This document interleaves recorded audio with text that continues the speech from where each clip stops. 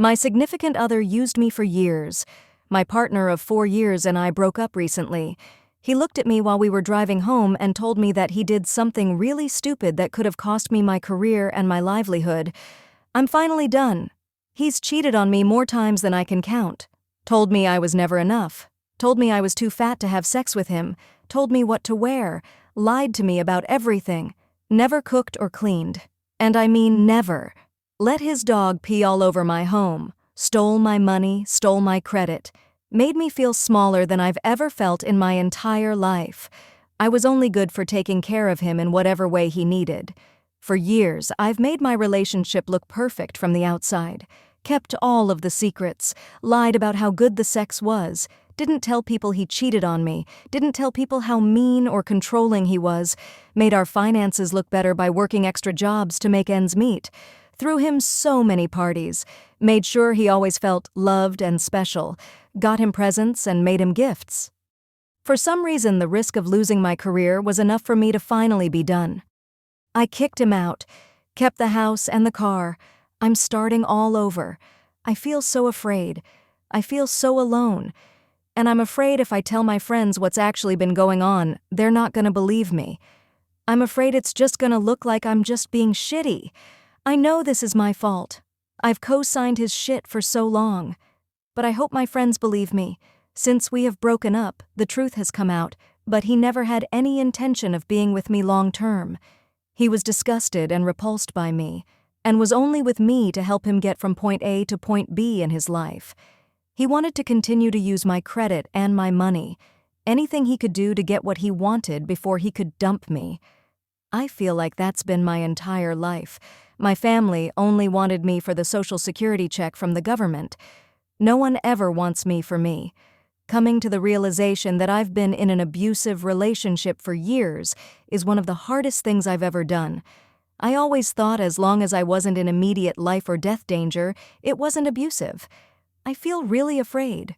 Part of me wants to just run away forever. I feel like it would be easier at this point. A fresh start away from anyone who knew us together. I just want to be okay and to finally be honest. It's been so tired keeping his secrets. I just needed to say it somewhere. This is the hardest thing I've ever done, but I'm doing it.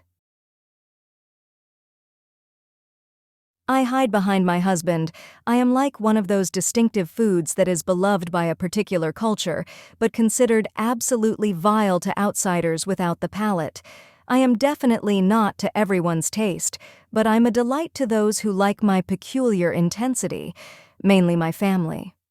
Since I know my husband likes me as I am comfortable enough to be quite adamant and vocal with him, behind closed doors. Out in public, I am very different. My nature rubs most people the wrong way. When I open my mouth in mixed company, one of two things happens. Either I am insincerely pleasant and end up hating myself for my lack of integrity, or I speak my mind and everyone else hates me. So I tend to be very, very quiet in social settings, especially with people I don't know well. You know what they say?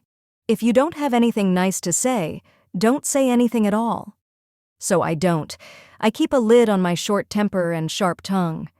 I smile and nod and say as few words as possible, most of them phatic fluff. The milquetoast mask, if you will. My husband is very chill and carefree, with a childlike playfulness. He doesn't take anything too seriously, including himself. Needless to say, he is more socially palatable than I am, so when we're out and about together, I tend to let him do all the talking. So, at a surface-level glance, with people who don't know me very well, I come across as a doormat getting dragged along behind my stubborn husband. That is not the case at all, but I can see how people might get that impression. Before we got together, my husband was vocally opposed to getting married. He said it wasn't worth the hassle unless he happened to meet a unicorn. Guess I was the unicorn. Since my husband was such an adamant bachelor for so long, others tend to assume that us being child-free was all his idea. It was not. They think that his decision not to have children was insensitive to my wishes. It was not. He was neutral to whatever I wanted.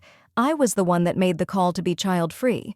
So, well-meaning but utterly clueless friends and relatives tend to needle him to maybe reconsider his stance against having children.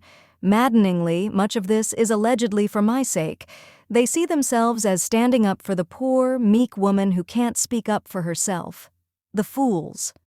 My husband doesn't necessarily mind this. He's fine with being the fall guy. He's used to the flack from his extended bachelorhood. Peer pressure rolls off him like water off a duck's back. Plus, he knows how abrasive I can be, and he'd rather keep the peace by gently deflecting his busybody friends' and relatives' concern than let me unleash my raging bitchiness on them. Meanwhile, I am seething. I am stewing in a million snarky questions about who the hell asked for their opinion and where they found the audacity to second-guess such a personal decision and who died making them my advocate and so on. They're genuinely trying to be sweet for my sake, and I can think nothing but how much I want them to piss right the hell off with their pushy platitudes. And part of that anger circles back to myself for being such a coward and letting my husband take the heat. IDK. Why I want to confess this? Maybe I'm seeking advice, either to get them to knock this off or to get over myself. Maybe I'm trying to give a PSA that maybe, just maybe, you don't know what's going on with someone and ought to err on the side of staying in your lane, made by proxy to internet strangers because I don't have the balls to say it in person. Maybe I just like to hear myself talk because so few other people do. Thank you for coming to my TED Talk. I am no longer attracted to my boyfriend anymore. I, 21 female, have been with my boyfriend, 25 male, for a few years now, and when we first met he was more muscular and groomed, but as the years have gone by he's let himself go while I've stayed the same. Sadly, I think this may be the reason I can't find myself being attracted to him anymore. However, despite this, I love him more than anything in the world. He's still the kind, patient, and intelligent man I fell in love with, who cares deeply about everyone, and who is not afraid to be emotional and open with me. I still want to marry him, and to have his children, because I can't imagine being with anyone else. But while my heart is his, I don't think my body is.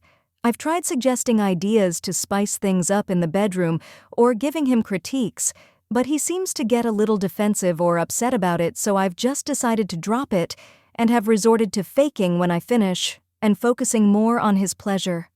I feel horrible and like I'm a shallow person, but I don't know what else to do. It's not like I can tell my body to just start getting aroused by him, and I've tried so hard, but I guess it's just not going to work. I don't mind sacrificing my sexual pleasure to be with him though, but it's just hard to come to terms with and not feel like I'm shallow. I just want to feel needed. So, a bit about me. I used to think I was pretty damn lucky. I am married to a very successful woman who is slim and attractive, likes sex, earns 3 times what I do, manages all the house like a CEO, and never complains. If I try and help, she gets territorial about it. Can fix anything.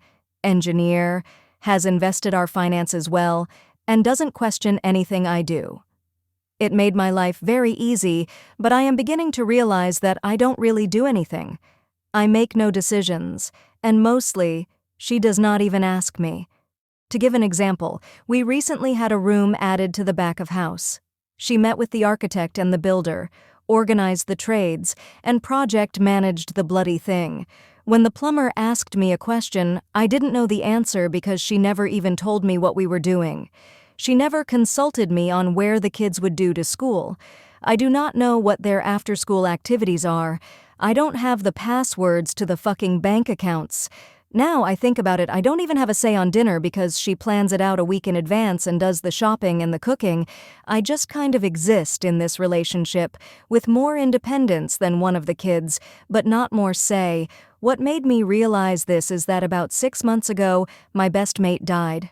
I was with him at the time because he asked me to come and help. He has a lovely wife and 2 kids, and he is the primary income earner and the center of this family. I went to see him a lot before he died. One reason I could be with him was that a few years ago I earned a bit of money from a book, not a lot, but not a little either. My wife told me to enjoy it because we don't need it for anything. So I did. I used it to go back to my hometown a couple of times a year and got to know my mate's wife and his kids pretty well. His house is chaos compared with mine and smaller, but it really feels like a home. As he got sicker, I started helping out with things like getting their kids to sport and mowing the lawn, and I sorted out their insurance. I don't know if we even have a lawnmower. I think my wife pays someone to do that. Or maybe she does it because she thinks no one else would do a good enough job, and it burns calories. Who knows? I don't. I haven't had anything to do with insurance or car registration or anything like that either because my wife has done it for the past 2 decades, but I called this health insurer and worked things out, and by the end I was dealing with the doctors because his wife couldn't cope. Mine never even asked when I was coming home, and when she texted it was to say something like, "Daughter got a B in English, needs a tutor, I'll organize." I am a bloody writer. One of my mate's dying wishes was that I look after his family. Of course I said yes, but I didn't truly know what that meant. I worked out soon after it meant a lot. In the last couple of months, I have managed all the finances and done all the work about the house, and I have found out I really enjoy it. She is very grateful too. I actually feel like an adult, like a valued member of a family, like I am respected and needed and an adult. I also love having a real family. I keep thinking of this one night when I came in, and she had this huge bowl of spaghetti bolognese ready for me. Like my wife might have done that, but it would have been a meal made with low-fat beef and organic vegetables, and she would measure the serving, and we would sit at the table, and she would probably be on her phone discussing some deal, and the kids would be on their phones, or we'd have a discussion about foreign policy in the Middle East or whatever. But at my friends, and we all helped ourselves and sat around the television, and it felt homey, and like a real family who actually had fun, and she thanks me, and I wanted to stay. I went back home, asked my wife if she needed me, and she said that of course she didn't need me, but she loved me and wanted me around anyway. She thought this was a good thing. When I said my mate's wife needed me, she said I should go help, because they would be fine without me. She was not even jealous. So here I am, and I am really angry and lonely, and I am at my mate's house, and I am wanted and needed here, and I do not want to go home where I am like a fifth wheel, at best. Maybe this has something to do with sex, because I keep thinking that it would be loving and warm with this woman, but I don't have any intention of that. And it's more than that. I really just want to stay and look after them and be part of that. Be part of something, where I am needed and wanted. Is that too much to ask?